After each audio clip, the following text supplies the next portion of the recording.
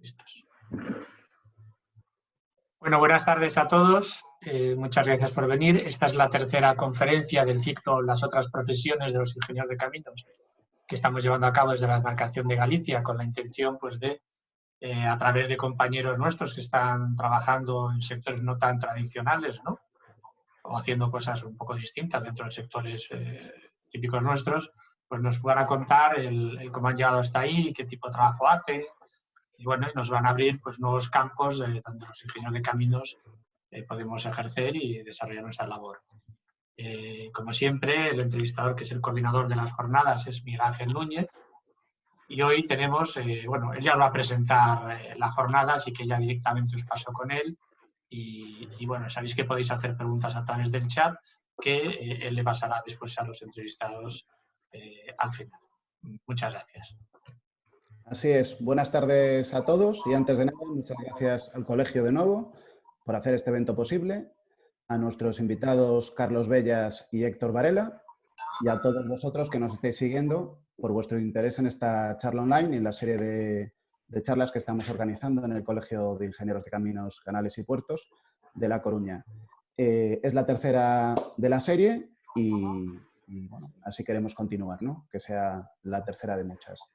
Como en las anteriores charlas, el formato va a ser el de una entrevista, a lo largo de la cual conoceremos la experiencia de Héctor y Carlos en sus organismos multilaterales, que son el Banco de Desarrollo de América Latina, en el caso de Héctor, y el Banco Mundial, en el de Carlos.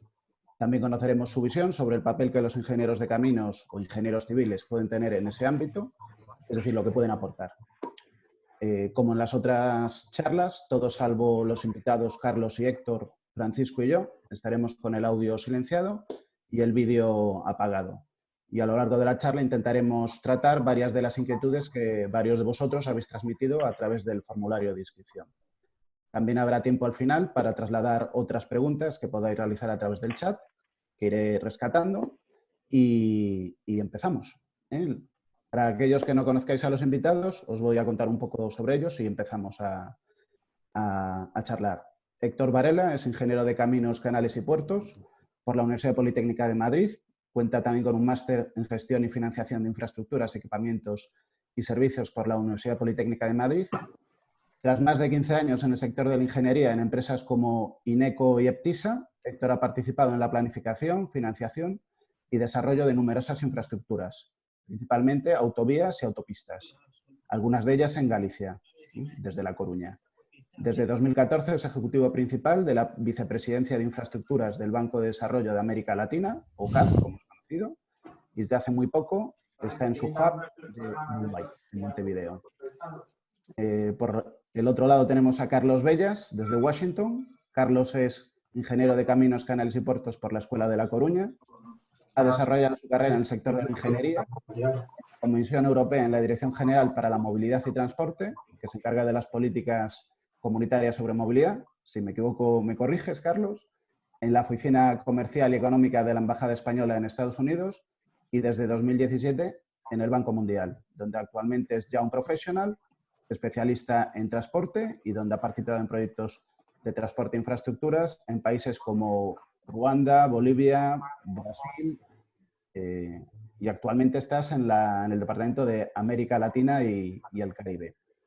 Buenas tardes, Héctor, y buenas tardes, Carlos. ¿Qué tal estáis? Buenas tardes a todos en España. Un gusto hablar con todos vosotros y, en primer lugar, agradecer al colegio pues esta invitación para charlar y pasar un buen rato comentando nuestras experiencias. Así que un placer y muchísimas gracias, Miguel Ángel. Muchísimas gracias, Francisco, perdón, y un gusto estar con vosotros. Bueno, muchas gracias, Héctor. Las gracias te las damos a ti por dedicarnos una hora o algo más de tu tiempo y a compartir tu experiencia. Buenas tardes, Carlos. ¿Qué tal en Washington? Pues aquí muy bien y también pues quería agradecer, ¿no? Pues a Miguel Ángel, a Francisco y a todo el colegio la oportunidad de poder pues compartir con vosotros la experiencia que me ha llevado hasta el Banco Mundial, un poco la institución y lo que podemos aportar a ella, ¿no? Y bueno, pues saludar también a unos cuantos amigos que están ahí conectados, que he visto la lista de participantes y que siempre es bueno, ¿no? Y también, pues gracias a Zoom hemos podido ahí ahora estar más conectados, ¿no? Ahí, a pesar de la pandemia, todo tiene su lado positivo, ¿no? Así que muchas gracias. Estupendo, Carlos. Pues a mí me gustaría comenzar la conversación escuchando vuestra experiencia desde que salisteis de la carrera hasta que habéis entrado en vuestro organismo multilateral, el Banco de Desarrollo de América Latina y el Banco Mundial. Brevemente, bueno, no tenemos todo el tiempo del mundo, pero sí me gustaría que nos dieseis unas pinceladas de cómo terminasteis donde estáis ahora, desarrollando vuestra carrera en un organismo multilateral, y qué os llevó ahí, ¿por qué os decantasteis por esa opción? ¿Cómo surgió? Si nos comentaseis un poco, pues estupendo. Si quieres, Héctor, comienzas tú y después nos cuenta un poco Carlos.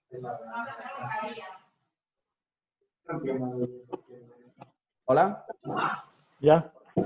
Sí, Héctor. Perfecto. Se escucha bastante un sonido ambiente de algún... No sé si se me escucha bien. A ti se te escucha perfectamente. Yo te estoy escuchando bien.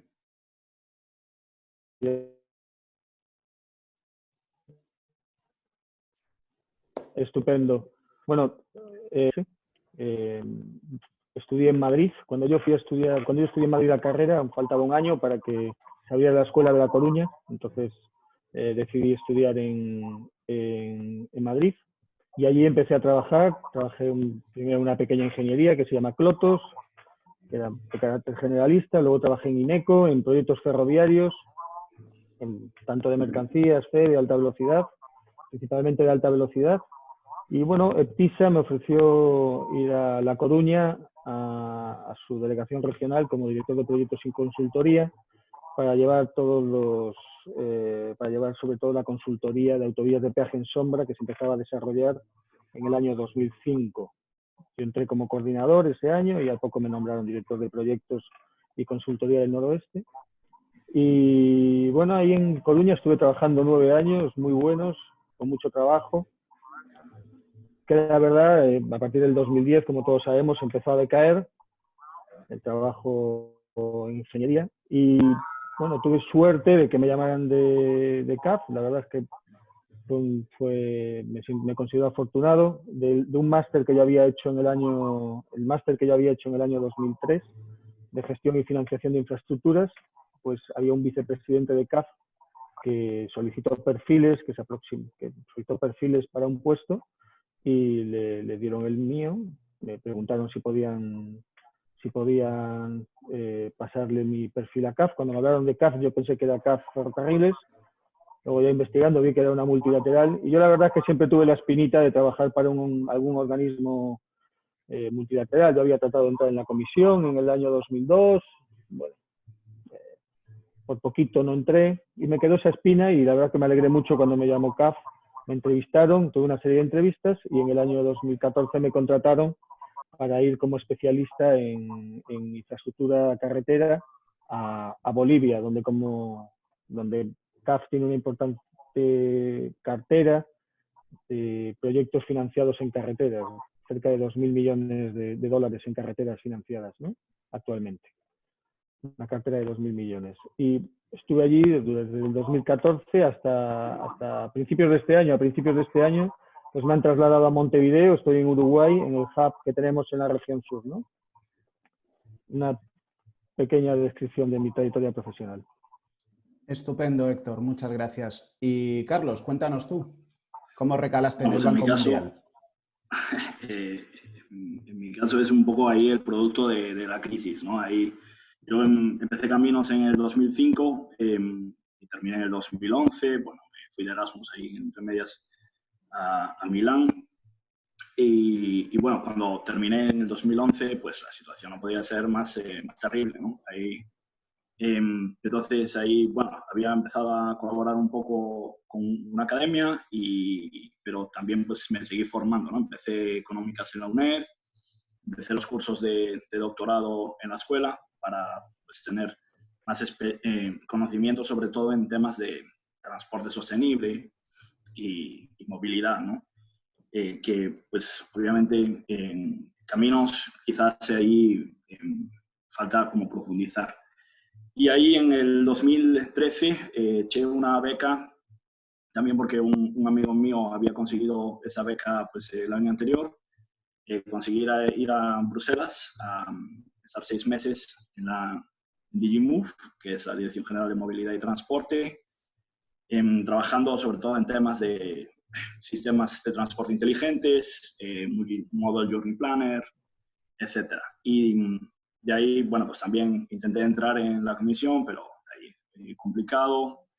Y ahí en el 2014, pues empiezo el programa del ICEX, que son 3 años. El primer año es un MBA en Madrid, y ahí pues es también muy competitivo, y en función pues más o menos de tu ranking y experiencia, pues te mandan el segundo año a una oficina comercial y económica, ¿no? Y bueno, pues en Washington Multilaterales es una de las más cotizadas, porque básicamente es apoyo a las empresas españolas que quieren hacer negocios tanto con el BID como con el Banco Mundial. Y ya el último año de ese programa es irse o bien a hacer prácticas en empresa o en un organismo internacional del que España sea miembro, ¿no? Y yo conseguí empezar en la unidad de transporte para el África Este, y empecé a trabajar sobre todo en Ruanda, un poquito en Malawi, pero sobre todo Ruanda, haciendo pues carreteras, temas de UPRC, después bueno, mucho de carretera rural, Masterplan, etc. Y ahí en el 2019 salen a convocatoria, como siempre, pues los Young Professionals, que es un proceso también pues, muy competitivo, que siempre se abren como normalmente un año antes de que empieces a trabajar, con unas cuantas rondas de selección, y finalmente pues me seleccionaron para irme a América Latina, y desde allí en septiembre del 2019 estoy trabajando, ¿no? Principalmente en Brasil y en Bolivia. En Brasil, pues obviamente porque el déficit de personas que hablen portugués, que no sean de Brasil o de Portugal, pues es importante, ¿no? Entonces, en el momento en el que me dijeron, ¿tú de dónde eres? Y yo, de Galicia. ¿Y eso del gallego qué es? Pues es una lengua muy, muy parecida al portugués. Y digo, bueno, pues hay mucho trabajo en Brasil, te va a tocar ahí. Muy bien, muy bien. Pues antes de preguntaros por vuestro rol y lo que hacéis dentro de vuestros organismos multilaterales, ¿nos podríais contar un poco sobre ellos? Su historia, su misión, en qué tipo de proyectos participan, en qué participa vuestro departamento. Un poco de lo general a lo particular, porque me imagino que varios de los que nos están viendo no conocen al detalle en qué consiste un organismo multilateral y en concreto los vuestros, a qué se dedican, qué tipo de proyectos, qué volúmenes de inversión mueven. ¿Nos podríais contar un poco? Héctor, ¿nos cuentas qué es el Banco de Desarrollo de América Latina? Un poco su historia, dónde actuáis, Claro que etcétera. sí, por supuesto. Por supuesto que sí, con mucho gusto. CAF, el nombre completo es CAF, Banco de Desarrollo de América Latina, y el acrónimo de CAF viene de Corporación Andina de Fomento. Esto tiene su origen en que inicialmente fue fundada por 5 países andinos: Venezuela, Colombia, Ecuador, Bolivia y Perú, ¿no? Estos 5 países andinos fundan la CAF, y 50 años después tiene 19 países miembros, entre ellos España y Portugal, y una cartera aproximada de financiamiento de 40.000 millones. Básicamente la estructura de CAF está organizada en varias vicepresidencias: una vicepresidencia de administración, una vicepresidencia de conocimiento. Perdón, esos 19 países están todos en América Latina y el Caribe, salvo España y Portugal, que están en Europa, ¿no? Pero España y Portugal tienen un porcentaje de participación en el banco bastante pequeño. No tienen un porcentaje de participación excesivamente alto. La estructura del banco tiene varias vicepresidencias, pero operativas que se dediquen a inversión y a financiamiento hay 2. La Vicepresidencia de Desarrollo Social, que lleva a cabo financiamientos, operaciones de crédito, operaciones de financiamiento a países. Hay 3. Hay la Vicepresidencia de Desarrollo Social, que financia sobre todo a países en temas que tienen que ver con agua, con salud, con educación. La Vicepresidencia del Sector Privado, que es una parte pequeñita del banco, un 10% de sus operaciones de crédito, que financia sector privado en temas que tengan que ver con desarrollo. Y la Vicepresidencia de Infraestructuras, a la que pertenezco yo, que financia sobre todo infraestructuras de transporte, pero también de energía, de comunicaciones y también de movilidad urbana, ¿no? Yo estoy específicamente dentro de esa vicepresidencia, dentro del área técnica, de asesoría técnica en lo que tiene que ver con el desarrollo de infraestructuras. Un poco para ubicarme.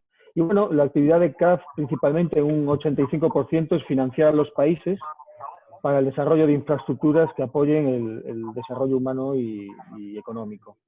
El funcionamiento de CAF pues, es el tradicional de una multilateral, capta capitales en los mercados internacionales según su rating crediticio, según su calificación de riesgo, y se lo presta a los países miembros a una tasa un poquito superior. Lo que consigue una multilateral como CAF es que si un país se financia a lo mejor al 4 o al 5, pues consigue reducir ese interés de financiación pues a un 2,5, a un 3. La consigue reducir porque su calificación de riesgo es mejor que la del país al que financia. Entonces, bueno, nosotros financiamos sobre todo dos tipos de países. Algunos países que tienen unas condiciones de crédito por debajo de nuestras condiciones, pero aún así quieren tomar crédito con nosotros por otros motivos de apoyo técnico o de diversificación de su financiamiento. Y hay países como Bolivia, por ejemplo, que tiene un financiamiento más caro que el nuestro. Y ahí, pues, sobre todo, financiamos proyectos. En Bolivia, concretamente, pues sobre todo que tienen que ver con infraestructura carretera. En Panamá, por ejemplo, que tienen que ver sobre todo con aguas, aunque hemos financiado otras cosas como el Canal de Panamá. Y bueno, en Argentina, por ejemplo, ferrocarriles. No sé, tenemos una cartera diversificada, pero por poner un orden de magnitud, de esos 40.000 millones, unos 10.000 son en infraestructura de transporte y unos 5.000 en agua, otros 5.000 en energía, 8.000 en energía y financiamiento de bancos. Un poco por dar unos números gruesos sobre a qué nos dedicamos y el motivo por el cual yo estoy en el banco, ¿no? Estupendo, estupendo, Héctor. Gracias por darnos un marco general. Carlos, ¿nos cuentas qué es el Banco Mundial?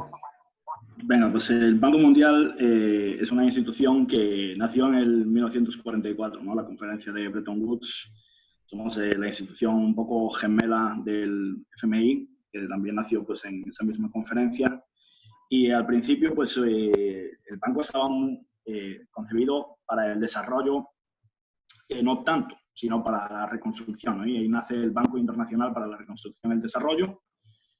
Y fue en México que emitió ahí una pequeña enmienda y puso el desarrollo también, ¿no? Y después de la Segunda Guerra Mundial, pues era lo más importante, pero con el paso de los años, pues nuestros objetivos han ido cambiando, ¿no? Y nuestra visión ahora mismo es erradicar la extrema pobreza y el desarrollo de la prosperidad compartida, ¿no? Es decir, hacer que el 40% más pobre de nuestros países pues, aumenten su riqueza en mayor proporción, ¿no? Y bueno, el Banco Mundial es una institución con 5 partes. Tenemos, además del BIR, tenemos AIDA, que es una institución totalmente igual, y esas dos funcionan como Banco Mundial, pero AIDA tiene unos términos mucho más favorables para los países que pues, hoy en día es de $1.200 de Producto Nacional Bruto per cápita. Todos los que no llegan a eso pues tienen unos términos mucho más favorables, ¿no? Periodos de gracia mucho más extensos y intereses prácticamente a cero. Bueno, pues Héctor ya ha explicado gran parte de cómo funcionamos. El Banco Mundial tiene esa ventaja de que tiene la triple A, pero y básicamente pues con los créditos IBRD, los intereses también ayudan a financiar un poco ahí lo de AIDA, ¿no? Es como ahí una pequeña tasa que ellos cubren, ¿no? Y bueno, también hay la parte del sector privado, que es IFC, y bueno, pues MIGA, que cubre garantías, etc. Sobre todo, tenemos objetivos corporativos también, además de esas dos visiones que había mencionado, sobre todo temas de seguridad vial, temas de género, temas de mitigación de impactos del cambio climático, tanto reducción de emisiones como aumentar resiliencia, ¿no? Adaptación. Y bueno, pues transporte, hace unos años era hasta el 15% del total de lending en un año. Ahora ha bajado un poco hasta el 8%. Eso va en cartera de proyectos de transporte entre 2.000 y a 700. Ahora, claro, el año que viene con esa crisis, pues seguramente aumente bastante la capacidad de lending del banco. Y bueno, en verdad, en cifras, tampoco somos mucho mayor que la CAF, ¿no? Yo creo que estábamos en 75.000 millones de dólares, que es, por ejemplo, menor que el Banco Europeo de Inversiones, ¿no? Pero el Banco Mundial lo que hace es que todos esos lendings tienen un componente de capacitación y de conocimiento muy profundo, ¿no? Que es todo el technical advisory que va junto a todas esos proyectos. Que eso es, digamos, un poco la ventaja competitiva que intentamos tener. Es decir, Carlos, si he entendido bien, vosotros sois capaz de dotar de financiación en condiciones favorables a países para desarrollar infraestructuras que son estratégicas para el desarrollo de esas naciones, para que converjan con el resto Exacto. de economías, y además dais apoyo técnico en el caso de que sea necesario. Exacto. Es decir, le asesoráis sobre qué proyectos son, bueno, más interesantes y cómo ejecutarlos. ¿Es así? Normalmente en ese apoyo técnico lo que se intenta es como push to the limit la innovación e intentar hacer pues, ese salto. Pues, por ejemplo, pues, Kenia, ¿no? Que prácticamente no tenía servicios de telefonía fija, pero que ahora pues, es un país líder en mobile banking. ¿Por qué? Porque todo el mundo pues, tenía teléfonos móviles y pues ya no necesitaron instalar esos servicios de telefonía fija, ¿no? Entonces, ese tipo de desarrollo que se llama como el leapfrogging, pues son cosas que nosotros intentamos hacer, ¿no? Por ejemplo, yo eso lo veo de mi pasado de trabajar con Ruanda, lo que tengo que trabajar con Brasil, ¿no? Ahí en Sao Paulo, pues obviamente están mucho más avanzados, pero hacer un cambio en Sao Paulo es mucho más complicado que hacer un cambio para avanzar mucho más en Ruanda, ¿no? ¿Por qué? Porque en Sao Paulo ya hay pues todos esos funcionarios ya acostumbrados a trabajar de una cierta manera y modificar, traer innovaciones es mucho más complicado que donde no existe nada y se puede empezar pues de cero por el buen camino, ¿no? Y por ejemplo, eso pues nosotros que trabajamos mucho en temas de reformas políticas, creación de administraciones de transporte urbano únicas, por ejemplo, Lima estaba mucho menos avanzada que Sao Paulo y ahora ha creado una agencia de transporte unificada, ATU, y en Sao Paulo pues nosotros seguimos luchando por eso y será muy complicado hacerlo, ¿no? Entonces, ese tipo de apoyo es un poco lo que el Banco Mundial en determinadas regiones intenta traer, ¿no? Y en las regiones, en los países que son áridas, que son más pobres, pues se intentan traer las innovaciones que sean factibles, ¿no? Pero claro, hay que tener en cuenta pues, todas las limitaciones que hay. Yo veo que lo que hacen los dos organismos está muy alineado con la vocación de un ingeniero de caminos, ¿no? Que es crear valor para la sociedad, ¿no? Servir a la sociedad en el fondo. Entonces me parece muy interesante lo que nos estáis comentando y, bueno, y veo a los dos organismos como organizaciones de interés para un ingeniero de caminos. ¿Nos podríais contar, y si quieres pasamos ahora a Héctor, ¿no? Que lo teníamos ahora un poco en segundo plano. ¿Nos podríais contar cómo es vuestro día a día? O sea, qué hacéis dentro de vuestros departamentos? ¿En qué consiste vuestro rol?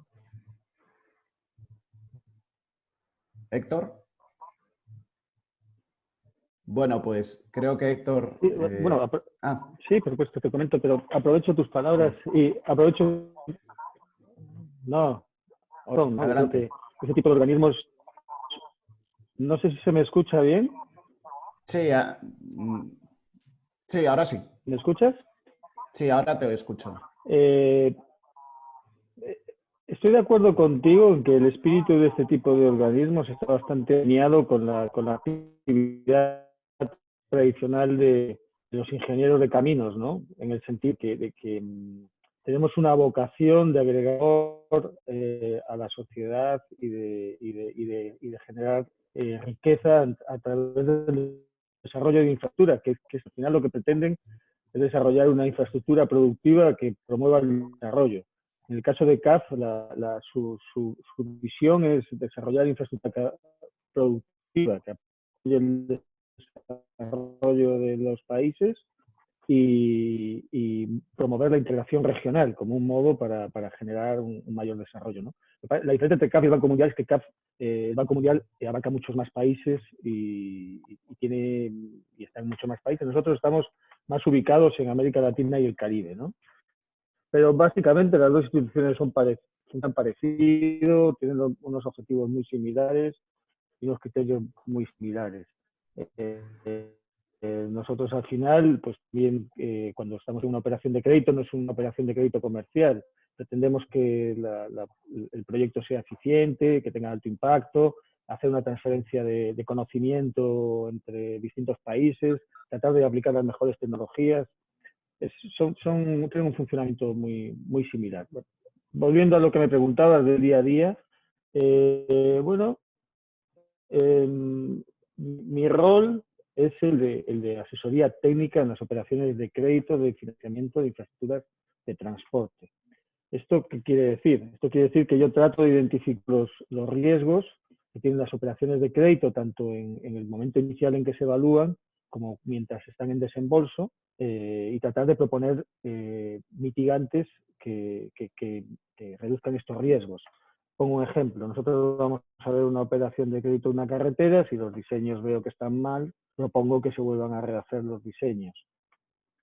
Si durante el seguimiento de la operación de crédito veo que el pavimento no se está ejecutando correctamente, propongo que se haga un nuevo ensayo en un laboratorio independiente y que se determine cuál es la mezcla más adecuada de nuevo. Ese tipo de acciones, ¿no? Eso digamos que es como la mitad de mi rol. Asesorar técnicamente y apoyar técnicamente las operaciones de crédito que tienen que ver con infraestructuras de transporte. Yo particularmente, llevo las infraestructuras de carreteras ahora de Paraguay y las infraestructuras ferroviarias de Argentina, de Uruguay y de Bolivia, ¿no? Y en las infraestructuras ferroviarias, digo esos países porque es donde tenemos las operaciones un poco como responsable de asesoría técnica en infraestructura ferroviaria en la actividad de CAF. Esa es la mitad de mi rol, es asesoría técnica. La otra mitad de mi rol es, como comentaba Carlos, pues tratar de promover buenas prácticas, hacer una transferencia tecnológica entre países, identificar temas innovadores que se puedan trasladar a la región, tratar de fomentar entre el sector público, sobre todo, que se lleven a cabo las mejores prácticas posibles, que haga que en definitiva la inversión pública sea más eficiente, tenga más impacto, sea más eficaz.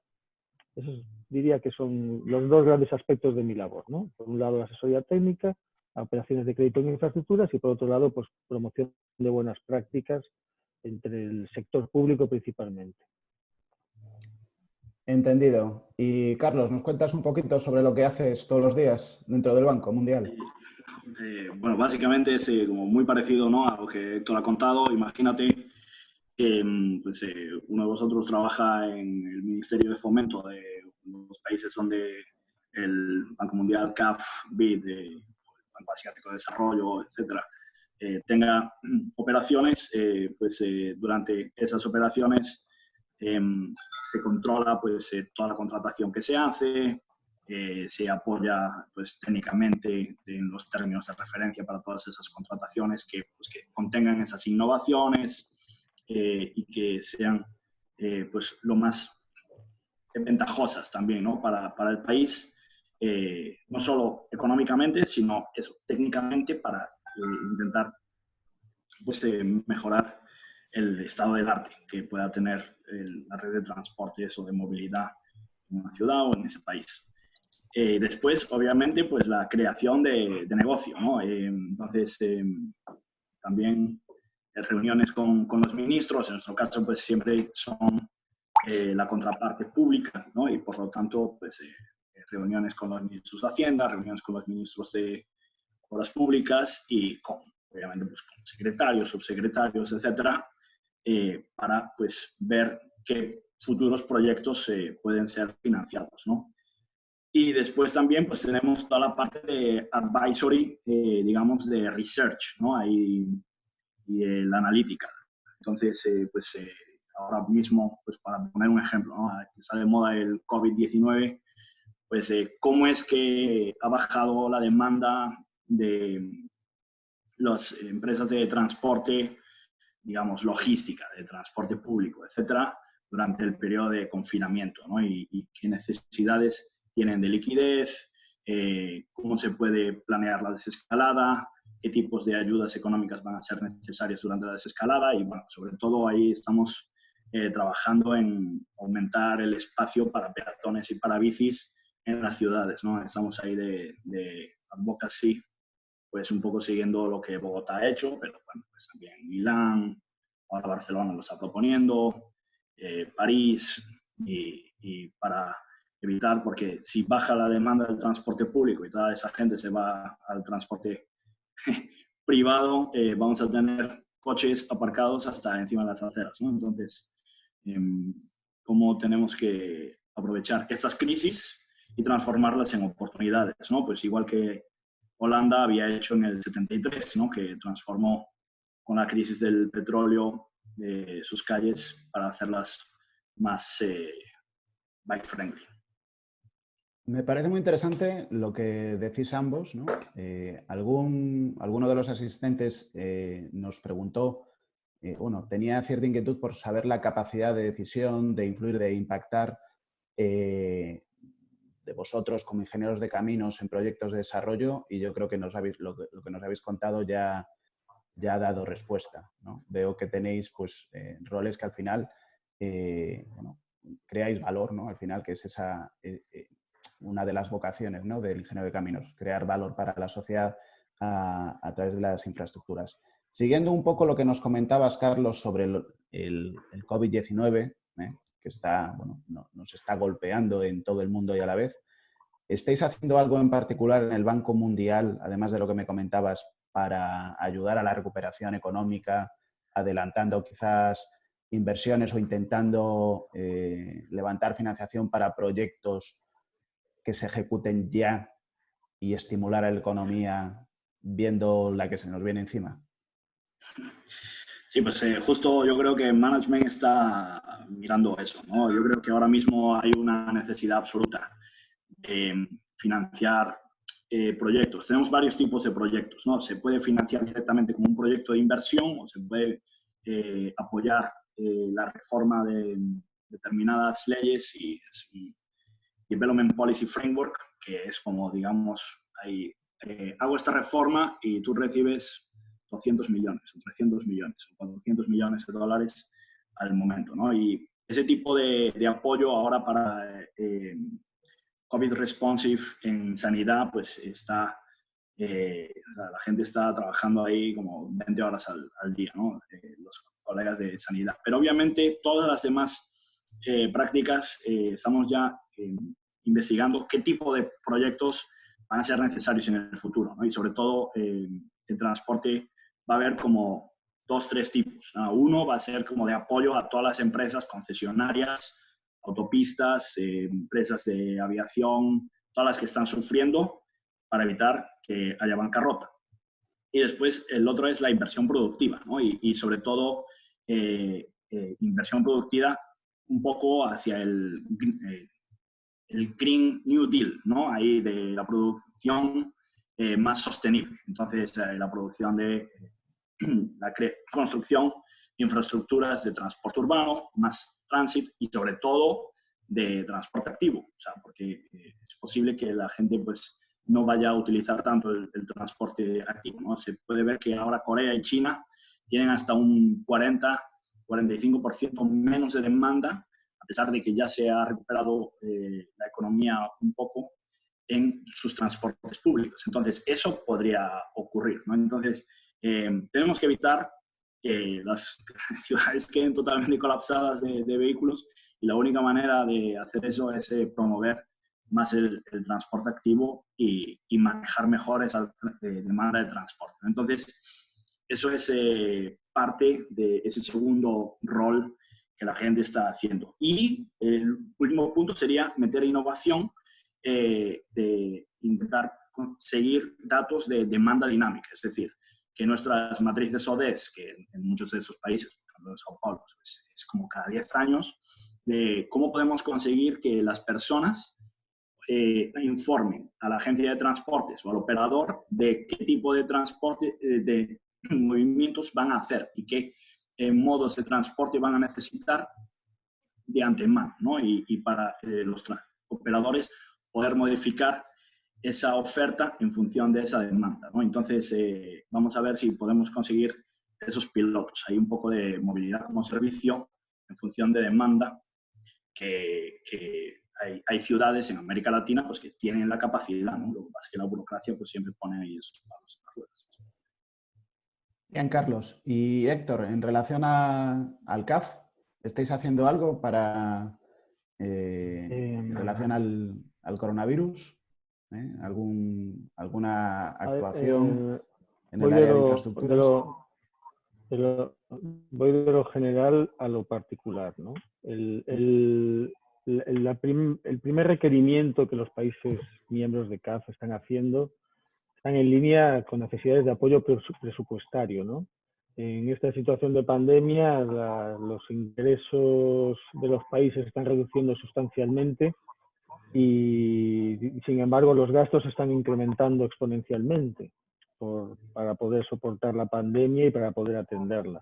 De las principales acciones que ahora mismo, las más urgentes que CAF está atendiendo, son las de apoyo presupuestario, tratar de equilibrar las cuentas de los países para poder soportar esta situación. Y en este sentido, pues por ejemplo, se ha aprobado una línea de crédito de 2.000 millones para apoyo presupuestario, se está dando a cada país pues para poder desarrollar temas técnicos, donaciones del orden de $500.000 para que puedan hacer una acción rápida. Bueno, hay varias medidas, pero más encaminadas a atender la urgencia. En relación a las infraestructuras, pues mira, precisamente yo ahora estoy trabajando en desarrollar una estrategia de CAF en relación a la infraestructura de transporte en lo que tiene que ver con el COVID, tanto en este periodo de pandemia como en la situación de pospandemia. Y lo que os comento pues no es oficial, son temas en los que estoy pensando ahora mismo, ¿no? Por ejemplo, estoy pensando que quizás debemos ser flexibles en nuestras operaciones de crédito para que se puedan utilizar los recursos en la adquisición de hardware y software que permita situaciones de trabajo a distancia en la operación de la carretera, ¿no? Hay un déficit en los países de medios informáticos para poder trabajar, en los gestores de carreteras, en los operadores, en las agencias de carreteras de los países. Hay muchos funcionarios que no tienen ni siquiera dispositivos informáticos adecuados para poder trabajar en modo de teletrabajo, ¿no? Entonces, bueno, tener flexibilidad en nuestras operaciones de crédito para poder adquirir ese tipo de soportes informáticos. Instar también a que se acometan aquellas obras, aprovechar, ¿no?, la pandemia como una oportunidad para acometer aquellas obras que tienen una alta incidencia sobre el tránsito. Ahora que hay un bajo tránsito, que se ha descendido el tráfico un 85%, sobre todo en los entornos urbanos, bueno, pues que también seamos flexibles para que se puedan empezar obras prontas que nos permitan aprovechar esta situación de bajo tráfico. Y a posteriori, pues yo creo que nuestras líneas de trabajo en infraestructura de transporte debe ser sobre todo fomentar aquellas que ayuden a recuperar el tejido productivo, aquellas que tengan que ver con la mejora de la eficiencia logística, ¿no? Nosotros calculamos que decía ayer el presidente de Carranza, el presidente de CAF, decía que se calcula que como fruto de esta pandemia van a entrar en la pobreza 30 millones de personas en América Latina y de ellas 5 millones a una situación de extrema pobreza. Entonces la urgencia es recuperar todo el mecanismo productivo que se está perdiendo, tratar de que la región sea más eficiente, y para eso las infraestructuras de transporte tienen que ser eficientes y alineadas con la productividad y también con la integración. Porque también hay un análisis de falta de resiliencia por parte en esta región, por falta de conexión entre los diversos países, ¿no? Tenemos países que son excedentarios en producción de energía y otros que son deficitarios y no se entienden. No hay una transferencia de energía ni tampoco de recursos. Todo lo que se ha visto fruto de esta pandemia es que los países dependen mucho del mercado mundial y poco del mercado regional. Cuando China paró toda la región. Y bueno, también tenemos que buscar una infraestructura que apoye eso, la productividad, la resiliencia y la recuperación económica. Pero como te digo, estos son temas en los que estoy trabajando ahora mismo que no son en absoluto oficiales, ¿no? Son ideas. Bueno, pero está bien que nos lo cuentes porque, bueno, vemos un poco el proceso de decisión y los problemas a los que te enfrentas, con lo cual, pues yo creo que es muy ilustrativo.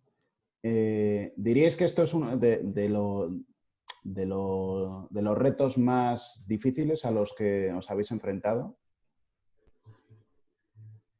Carlos, si quieres empezamos contigo.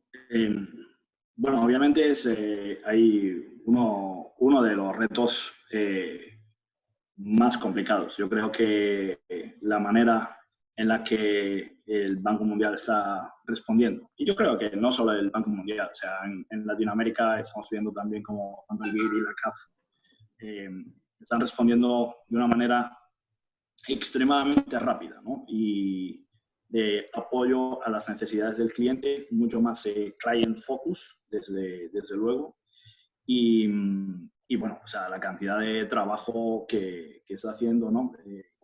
Una pena, ¿no? Ahí se muestra, ¿no? Otra vez el desequilibrio total en el mercado de trabajo, ¿no? La gente que se queda sin trabajo y los que tienen trabajo estable, pues muchas veces mucho más trabajo, ¿no? Y aquí estamos en trabajo desde casa y, como he dicho, mucha gente trabajando muchas más horas porque, claro, las necesidades son extremadamente apremiantes en el caso de los clientes, ¿no? Hay todas las concesionarias que han bajado la demanda un 75%, ¿no? Que tienen liquidez ya cuentan los días antes de declarar la bancarrota y que concesionarias así pues son extremadamente importantes para cumplir nuestros objetivos de desarrollo de nuestros proyectos, ¿no? Si esas concesionarias se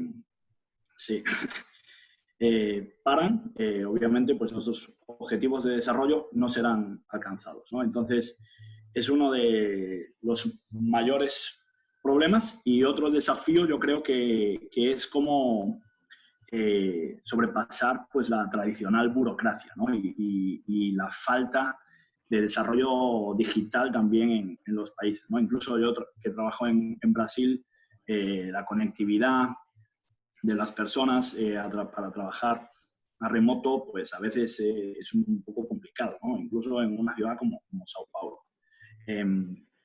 Y a eso, pues, la burocracia de infinitos stakeholders, el proceso de toma de decisión, que toma más tiempo cuando, o sea, son necesarias tomar acciones lo antes posible, ¿no? Y obviamente, pues, nuestro poder de palanca es limitado. Obviamente, somos un stakeholder que tenemos mucha voz y que se nos escucha bien, incluso a la CAF en algunos países, no, pues eso, en Bolivia, por ejemplo, al Banco Mundial se le escucha, pero a la CAF mucho más, porque su cartera es mucho más grande, ¿no?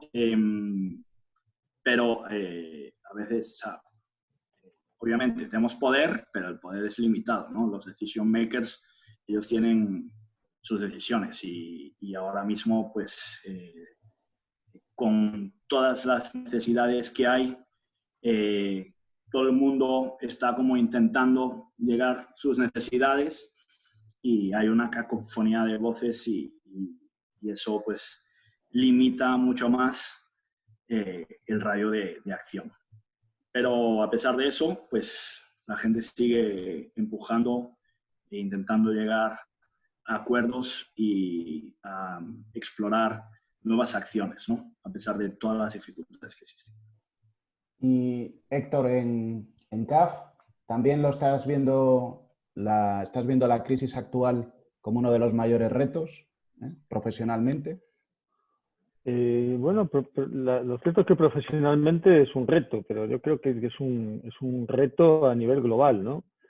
Yo creo que es un reto para toda la sociedad. Lo cierto, yo observo esta crisis con enorme preocupación, ¿no?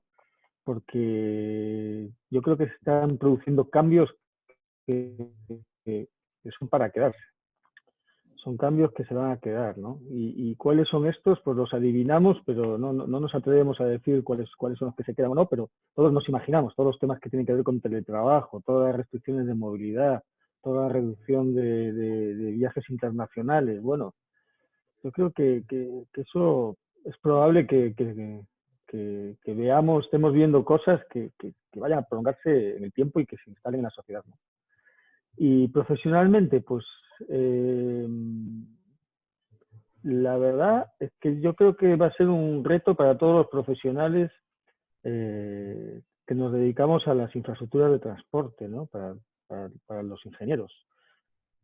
Porque vamos a ver un cambio de paradigma en la movilidad probablemente, tanto en el transporte urbano como en el interurbano, y vamos a tener que adaptarnos. Y este cambio de paradigma yo creo que va a venir muy de la mano de las tecnologías. Entonces yo creo que los ingenieros vamos a tener que tener perfiles muy asociados con las nuevas tecnologías, ¿no? El ingeniero civil clásico que se dedica al hormigón y al acero, creo que tiene todos los visos de necesitar transformarse en un ingeniero que asocie toda esa infraestructura dura con las nuevas tecnologías, con tecnologías tipo BIM, con Big Data, con inteligencia artificial. Yo creo que todo eso vamos a tener que incorporarlo en nuestro lenguaje poco a poco, ¿no? Totalmente de acuerdo ahí, Héctor, yo creo. Sí, muy bien.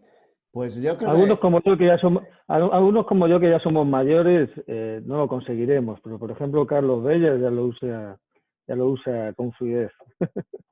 Bueno, y seguro que todos. Un ejemplo, ahí por ejemplo nosotros tenemos ahora una licitación abierta, ¿no? De intentar pues mejorar la red semafórica de Sao Paulo y hacer como un project financing incorporando un neutral host para el futuro 5G, ¿no? Porque pues, el 5G necesitará como una densificación de receptores para poder transmitir todos los datos a la gran densidad de personas que habrá pues, en la calle, en los coches, a todos los Internet of Things, ¿no? Todos los pequeños dispositivos que estarán conectados. Y entonces utilizar la red existente, pues fibra óptica que necesita los semáforos para también instalar eso y pues poder hacer un PPP, ¿no? Ahí, y yo creo que ese tipo de encaje entre digital, ¿no? y ingeniería civil es lo que es extremadamente necesario, ¿no? Y más con, ¿sabes? La gente que está estudiando ingeniería civil ahora, o sea, ingeniería de caminos, pues el máster y quiere hacer pues, planificación de transporte y demás, pues obviamente lo que tienes que intentar hacer es pues, que Wing o Jelby, ¿no? Que son las plataformas de movilidad como servicio de Berlín y de Helsinki, las más avanzadas del mundo, donde hay más de 20 modos de transporte al alcance del usuario, con un clic en el smartphone, pues eso es. Entonces, vamos a tener que ser ingenieros de caminos, porque vamos a necesitar comprender perfectamente cómo funciona el origen, la demanda, todos los fundamentos de transporte de toda la vida, la infraestructura necesaria. Entonces ahí entra el hormigón que comentaba Héctor, ¿no? Pero sobre todo, cómo podemos dar esa información y ese servicio a las personas, ¿no? Y obviamente, o sea, yo creo que aprovechando esta pandemia, lo que eso tiene que hacer es reducir la congestión y dar más espacio a las personas, ¿no? Y que las ciudades pues sean unas ciudades más verdes, con más espacio público, etcétera. Y ahí entran pues ya los ingenieros de caminos que ya pues, trabajan tipo como los arquitectos, como los urban planners, ¿no? Que yo creo que siempre hemos sido mucho mejor urbanistas que los arquitectos. Así que... Bueno. Bueno, está bien, un poco de autobombo. Exacto. Sin menos. Bueno, me alegro que saques ese tema. Yo creo que el tema de la movilidad urbana sostenible es un tema que los arquitectos nos están quitando, nunca he sabido muy bien por qué, ¿no? Porque si algo entendemos nosotros perfectamente, la matriz de transporte de una ciudad y cómo se puede modificar. Pero por algún motivo que yo no comprendo, esa tostada nos la están comiendo, ¿no? En España, sobre todo. Totalmente. Bueno, nos tendremos que poner las pilas, entonces. Bueno, llevamos ya 50 minutos charlando, yo creo que muy a gusto, y nos hacemos una idea de vuestra labor dentro de la CAF y dentro del Banco Mundial. A mí me gustaría entrar en un nuevo bloque, ¿no? Tenemos, pues yo creo que 10 minutos y luego puedo realizaros alguna pregunta. Me gustaría hablar de temas en los que los ingenieros de caminos que estén valorando los organismos multilaterales en los que estáis u otros como oportunidad profesional, interesados quizás ahora en un cambio profesional, cambio de sector, me gustaría que les dieseis algún consejo en cuanto a cuál es el camino para llegar, formación, idiomas, ¿qué creéis vosotros que es lo más adecuado para entrar en un organismo como la CAF o el Banco Mundial? Y os doy un dato. Hoy tenemos gente, colegiados, tenemos desde un estudiante hasta creo que un colegiado número 6.000, y entre los números de colegiados mayor y menor hay 28.000, más de 28.000, ¿no? O sea, tenemos pues un amplio rango representado de los colegiados. Y tenemos también gente, ingenieros civiles, ingenieros de telecomunicaciones, hay no solo ingenieros de caminos conectados hoy, ¿no? Y hay gente relativamente senior también que le apetece o está valorando dar el salto a un organismo como estos y se pregunta cómo, ¿no? Quizás no es el camino del estudiante, que sí que ya está todo más arreglado, ¿no? ¿Nos podríais comentar, y ahí sí os pido un poco,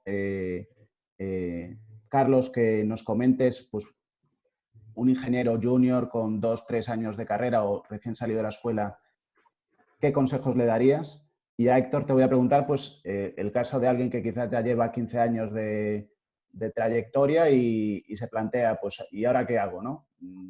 ¿Va a haber menos proyectos? O... No, me parece perfecto, porque aquí tanto Carlos como yo somos dos ejemplos distintos de acceso a un multilateral, y si yo te recomendara cómo entrar desde un ingeniero recién egresado, recomendaría la trayectoria de Carlos, así que la dejo a él que lo explique mejor, ¿no?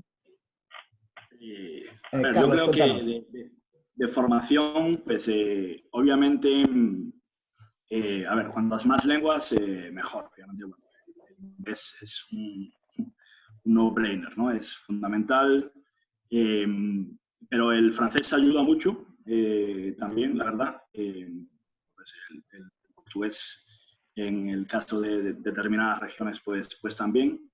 Obviamente las soft skills, ¿no? Además del análisis de de datos. En el Banco Mundial hay quizás algo de titulitis, ¿no? Toda la gente que viene de Ivy League, de buenas universidades y demás, lo tiene mucho más fácil. O sea, yo te digo que yo personalmente no me cambio porque, o sea, la experiencia en la Universidad de Coruña fue la mejor de mi vida y tengo unos amigos que van a seguir para siempre, pero tampoco abre las puertas que podría abrir MIT, ¿sabes? Desde luego, ¿no? O Pont Chaussee o incluso la Politécnica de Madrid, ¿no? Entonces, eso es un punto, ¿no? Pero bueno, a pesar de eso, seguirse formando,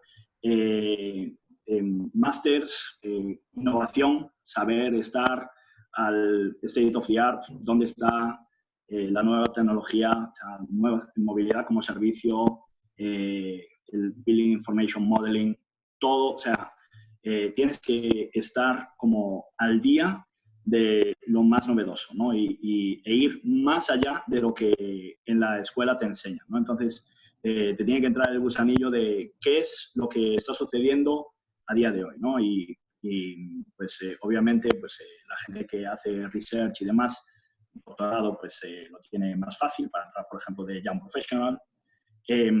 Pero si no, la más fácil para los españoles es a través del ICEX, hacerlo muy bien en el máster, quedar entre los mejores y irse a una oficina comercial donde puedas trabajar con temas multilaterales y después pues intentar entrar en el Banco Mundial. Yo creo que es una opción mucho más factible que entrar y aplicar así de cero. ¿Por qué? Porque no tenemos ese detalle del título tan llamativo, ¿no? Aunque después, trabajando, seamos tan buenos o más, ¿no? Y mucho más flexibles y mucho más adaptativos a lo que es necesario, ¿no? Y, bueno, de hecho, pues ya de ex-ICEX en transporte hay unos cuantos, ¿no? Ya tenemos unos cuantos senior specialists, entre economistas, entre ingenieros de caminos,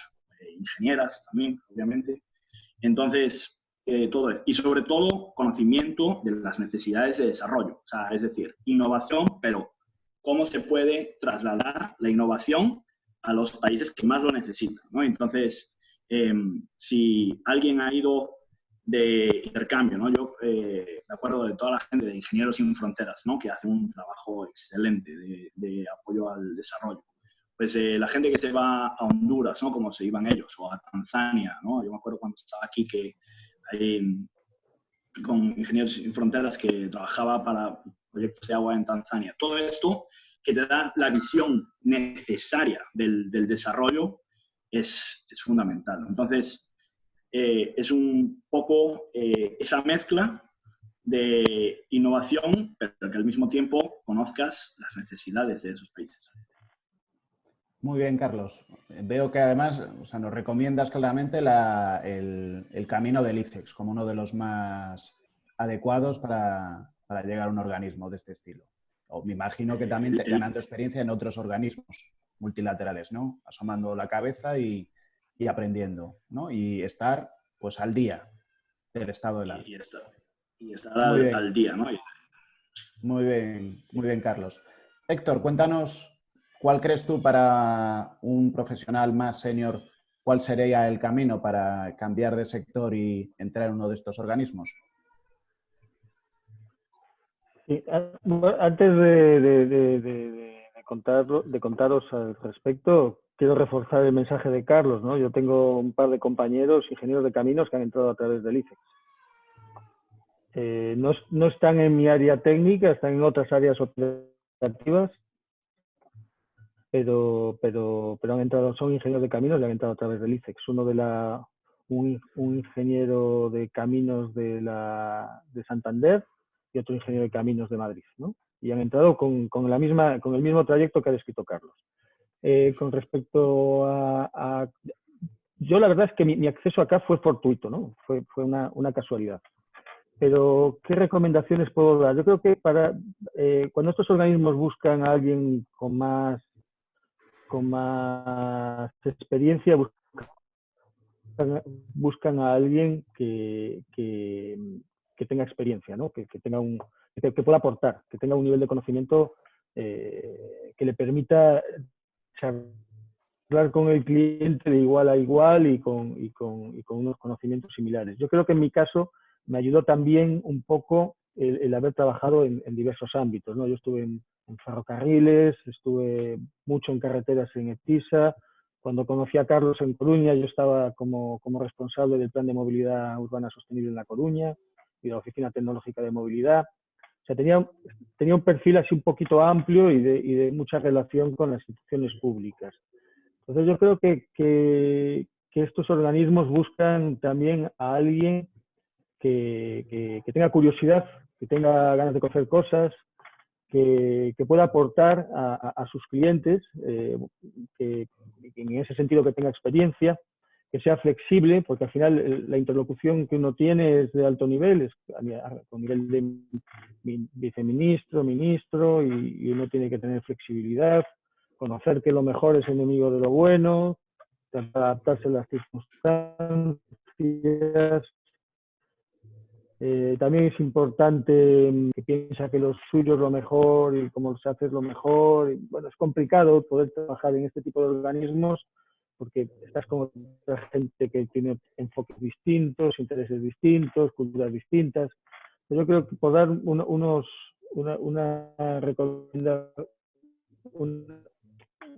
criterios de elegibilidad, yo diría experiencia, flexibilidad y curiosidad, ¿no?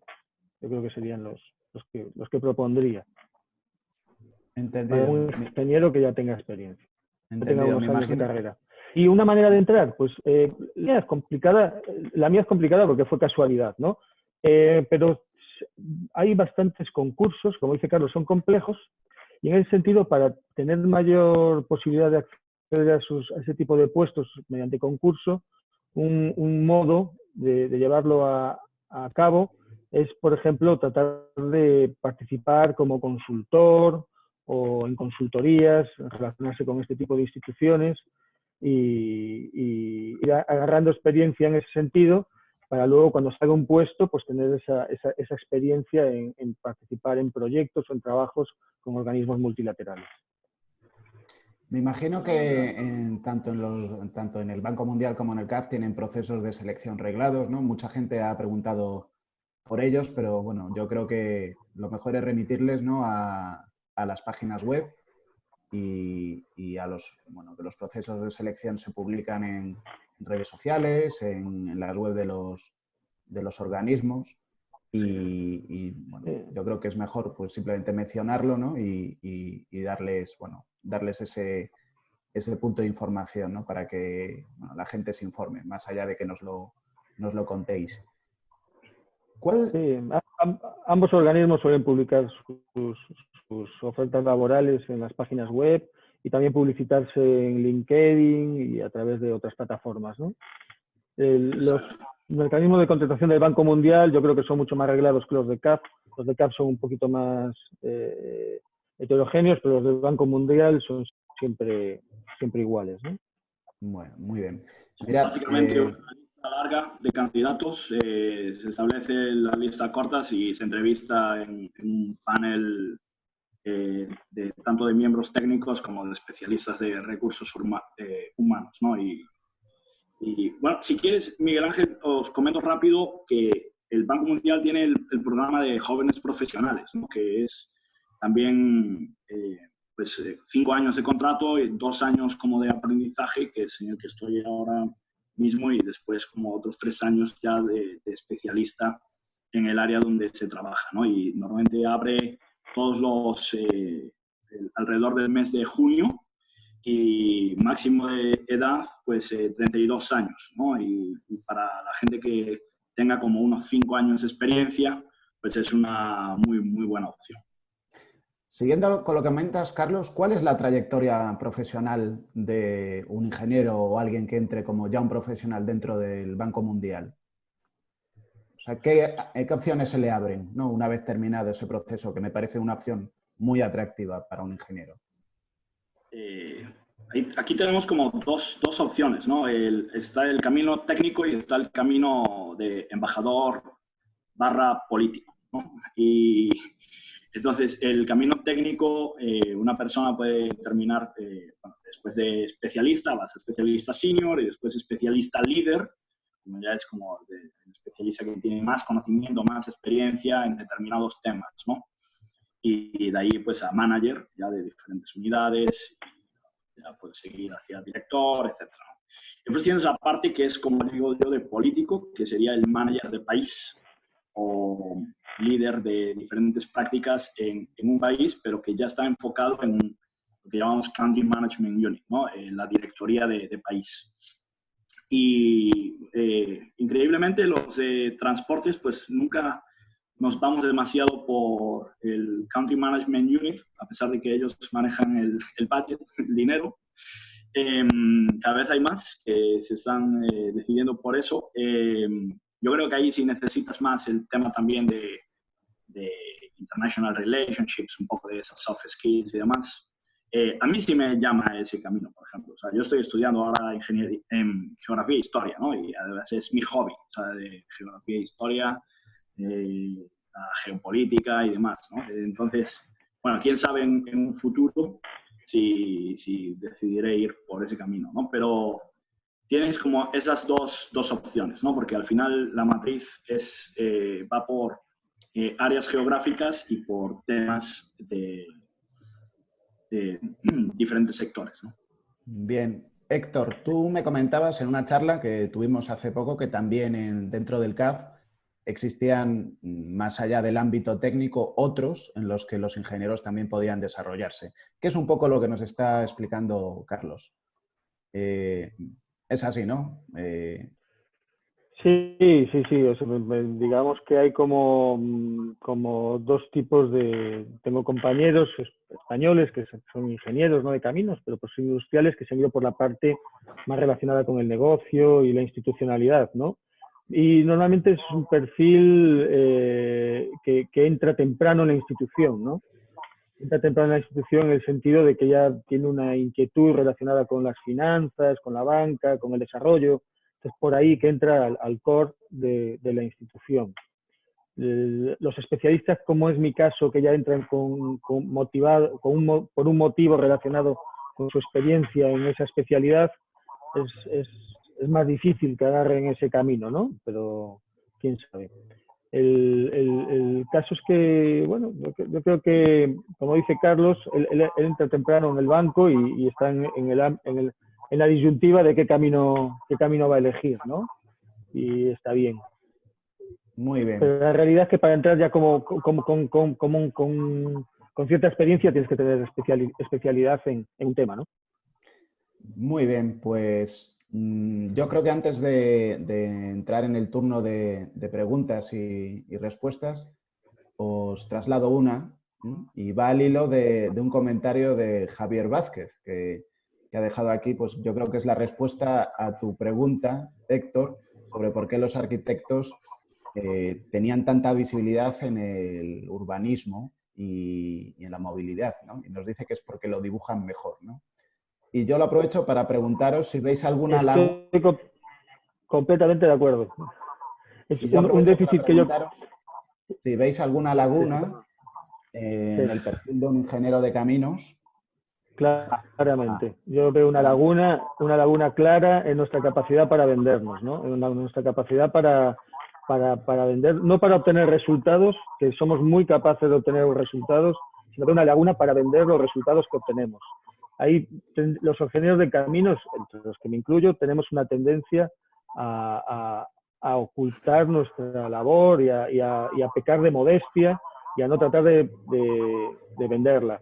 Sin embargo, otras profesiones, a partir de un poquito, muestran un mundo, ¿no? Nosotros más bien, cuando nos dicen, oye, vaya puente has hecho de 700 metros, y dices, no está mal. No, esa no es la actitud. Yo creo que ahí la tenemos que cambiar.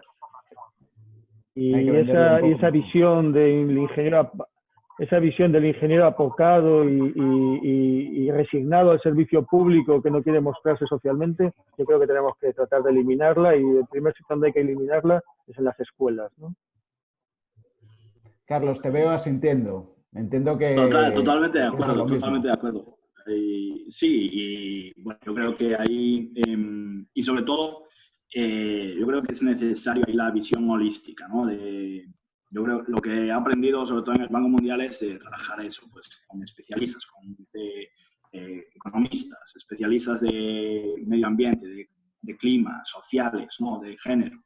Es de entender cómo también nuestras obras afectan principalmente de una manera positiva, pero también tienen afecciones negativas, ¿no? Y tenemos que ser capaces de visionar todos esos riesgos que, o sea, pues en las escuelas, me acuerdo que las de impacto ambiental en la ingeniería, ¿no? Pues todas esas eran como las Marías, ¿no? Vamos ahí, venga, que esa la regalan.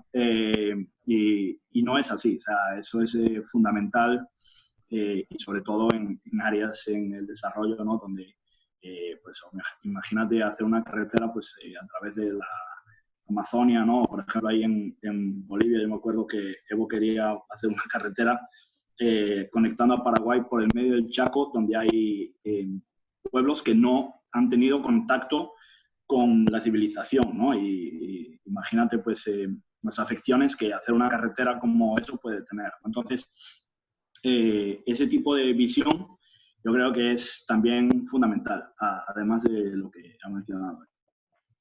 Muy bien, pues llevamos ya un rato largo hablando. Yo creo que ya es momento de dar paso a las preguntas, por lo que animo a todos los que nos están viendo a escribirlas en el chat, ¿no?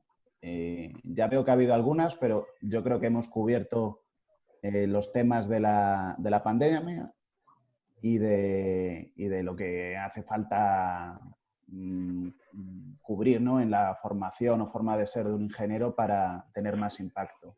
Acaba de entrar una de Iván González, que es para Carlos.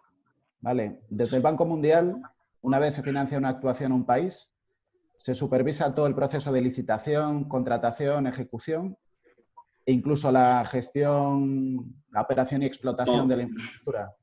Todo. Todo hasta que la infraestructura es finalizada, ¿no? Y normalmente, de hecho, en las carreteras, normalmente nosotros intentamos hacer como construcción y mantenimiento, ¿no? Durante unos años, así tipo con niveles de servicio. Entonces, la supervisión aún continúa, aún durante el mantenimiento, ¿no? Y todas estas licitaciones que son de alta cuantía presupuestaria, todas tienen como una no objeción, ¿no? Es decir, el Banco Mundial las chequea antes y si está todo de acuerdo, pues se les da la no objeción y pueden continuar con el proceso, ¿no? Después hay pequeños procesos de licitación que son de cuantías más pequeñas que se chequea una vez eso ya se ha hecho, ¿no? Pero imagínate una carretera de 100 kilómetros, pues normalmente se divide como en 2 contratos y obviamente se chequea todo, ¿no? Pero no solo chequear, sino también es dar apoyo técnico durante eso, la licitación, la ejecución y demás. Muy bien. De momento no entra ninguna, con lo cual aprovecho para formularos una mía. No, déjame, por favor, comentar lo que acaba de decir Carlos. Ahí yo creo que me gustaría resaltar una diferencia entre el Banco Mundial y CAF, ¿no? CAF interviene menos en los procesos de procura, interviene menos en los procesos de licitación y contratación. El Banco Mundial tiene unos procesos propios de licitación y de contratación y de adjudicación. La CAF se adapta a la legislación nacional, ¿no?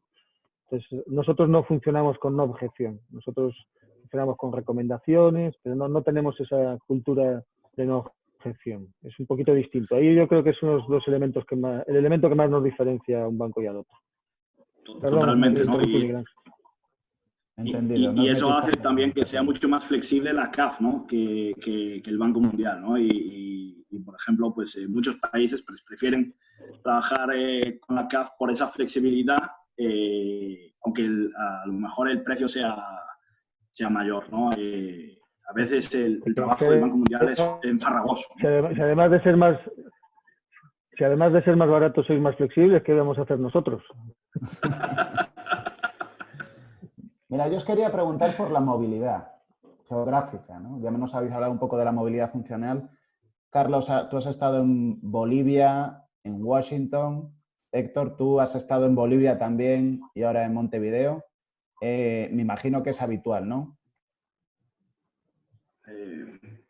Bueno, la movilidad, a ver, yo en el Banco Mundial siempre he estado como basado en Washington, con temporadas largas. Cuando estaba en Ruanda, estando allá en Ruanda, pero en verdad siempre he basado en Washington. Lo que ocurre es que la cantidad de viajes pre-COVID, veremos después de la pandemia qué ocurrirá, es muy alta, ¿no? Entonces, al final, una semana o 2 semanas cada 40 días, pues normalmente estás fuera de casa, ¿no? En los países donde estás trabajando. Y bueno, eso en Latinoamérica, donde las misiones pueden ser de una semana, ¿no? Pero normalmente cuando uno trabaja en África, pues las misiones son más largas, ¿no? Y digamos, pues si es en China o en Asia Oriental, donde ya el jet lag es completo y la gente normalmente pues se va 3 semanas. Pero también el banco está haciendo una política de descentralización, ¿no? Y de enviar a la gente a trabajar más en oficinas país, para estar como más cerca del cliente y dejar un poco más en Washington lo que es todo tipo de knowledge y demás. Pero bueno, todo tiene sus pros y sus contras, claro. Carlos, y bueno, os dirijo la pregunta a ambos. ¿Dónde tiene bases el Banco Mundial y dónde tiene bases la CAF? El Banco Mundial, base principal es Washington y después tiene una serie de hubs por ahí, pues en Nairobi, Johannesburgo, Dakar creo que va a ser uno, París y Viena, claro, muy cotizados, igual que Singapur. Pero obviamente tiene oficinas en todos los países que son clientes, no en todos los países que son miembros, claro, hay 189 países que son miembros, pero los que son donors, por ejemplo, en España no tenemos oficina, ¿no? Las relaciones con el gobierno de España se llevan desde Roma, por ejemplo. Pero en los países donde sí hay implantación, proyectos, ahí sí hay oficina país, de todos. Incluso si la oficina país se tiene que mover, como en Yemen. Ahora están en el Cairo, pero sigue habiendo una oficina país de Yemen, ¿no? Héctor, y en la CAF tenéis varios, ¿no? Varios hubs también. Nosotros tenemos, la sede central está en Caracas y tenemos 2 hubs. Un hub norte, que es en Panamá, y un hub sur, que es en Montevideo, que es donde estoy yo. Luego tenemos oficinas de representación en casi todos los países, salvo algunos donde la cartera no lo amerita, como por ejemplo Chile. En el resto de los países tenemos representación. Y tenemos una representación en España, no por la cartera que tenemos, sino más bien por relaciones con Europa, ¿no? Nos sirve como embajada en nuestras relaciones con la Unión Europea. Muy bien, pues acaba de entrar otra pregunta de Antonio Casal, que es para Carlos. Yo creo que lo conoces, Antonio, ¿no? Me pregunta si a la hora de decidir entre una u otra actuación o inversión, qué criterios se utilizan y si el análisis y la decisión son únicamente técnica, bueno, de carácter técnico o de necesidad social, o influyen relaciones políticas o aspectos políticos. Esta es una pregunta un poco complicada, Antonio. No, hombre, no, pues ahí yo encantado siempre de responder y más a los amigos, ¿no? Tanto a Iván como a Antonio. Pues básicamente también como bueno un gallego hay un depende, le va con todas las mayúsculas, ¿no?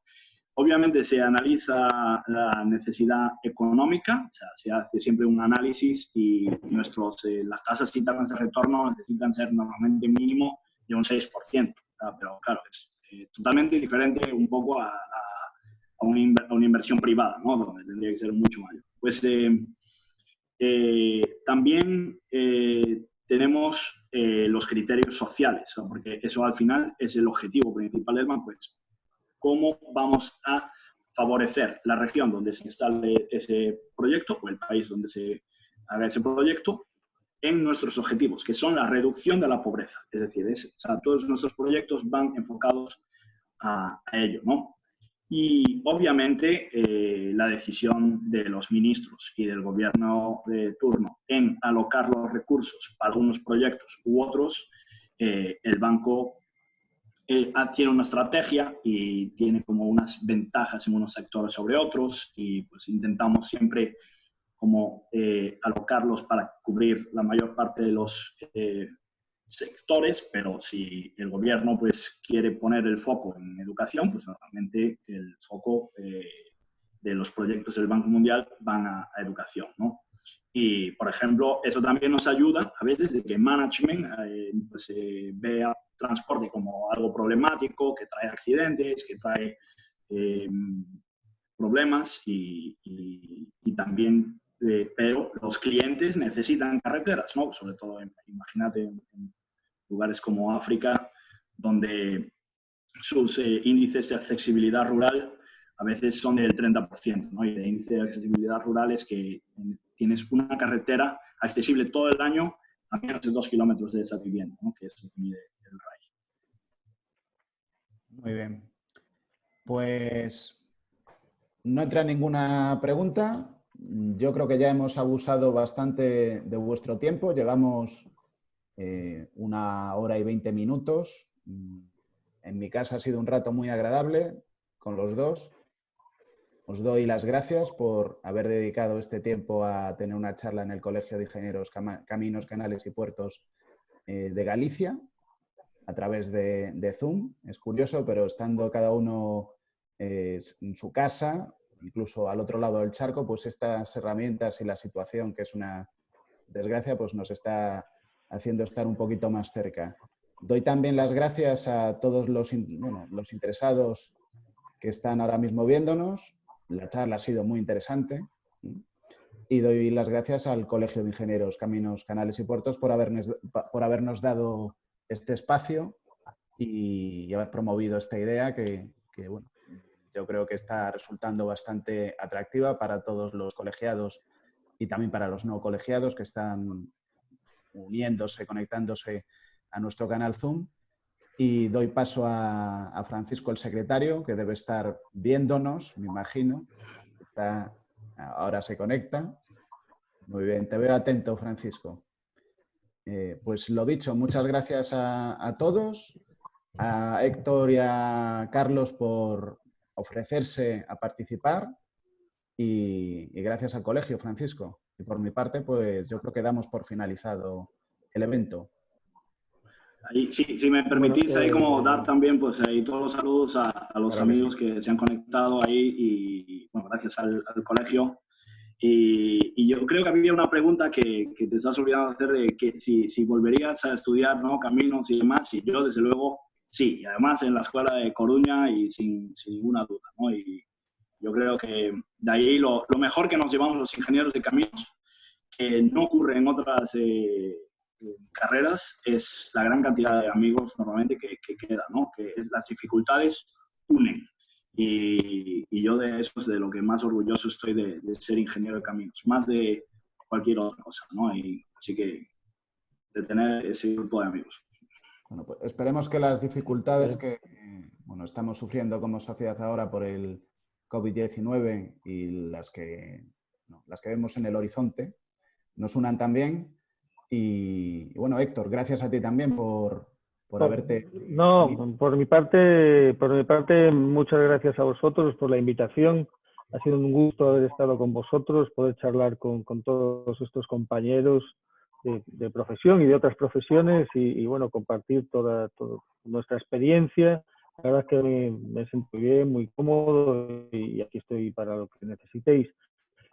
Les animo, cualquier cosa que les pueda ayudar o orientar o apoyar que quieran para iniciar este camino, pueden ver mi perfil en LinkedIn, me contactan y charlamos sin ningún problema. Aquí estoy para lo que necesiten.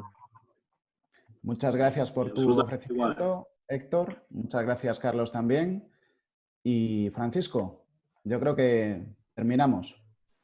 Pues sí, muchas gracias a vosotros, a Carlos, a Héctor, a ti Miguel Ángel y a los demás.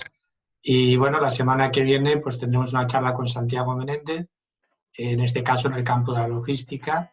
Y bueno, creo que también puede ser muy interesante. La charla la colgaremos también en YouTube dentro de un par de días o 3 en el canal CICCP Galicia, donde están colgadas las 2 anteriores y iremos colgándolas todas.